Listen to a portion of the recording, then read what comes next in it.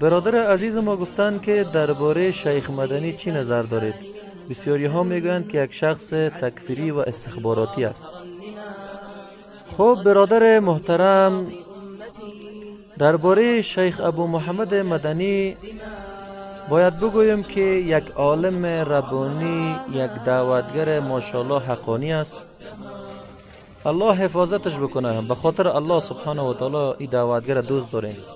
با این دعوتگر هیچ کس دشمنی نداره جز همی آذری ها و مدخلی ها و همی صوفی های درباری و مشرکین کفار با این دشمنی داره. بس واقعا یک عالم جوان، یک عالم تحصیل کرده است، ماشاءالله بسیار یک عقیده توحیدی داره. هر جای که سخنرانی‌هایش میبینین گوش کنین، انشاءالله شیار بسازیم. امی عالم و دعوتگری که در مقابلش مردم نبود، مردم بد ردش نگفت، مردم لقب برش نداد، مردم تاپه برش نزد، افراطی و دهشتگر و وحشتگر برش نگفت.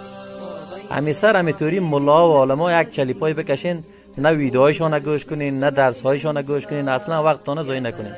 امی هر دعوتگر و هر عالمی را که دیدین که تکفیری گفتن، استخباراتی گفتن، فلان الان گفتن، خب برین یک تحقیق بکنین، درسایش گوش بتین، ببینین مطابق قرآن و سنت بود، گوش بکنین، عمل بکنین. جزاک الله خیرا، بارک الله فیکم.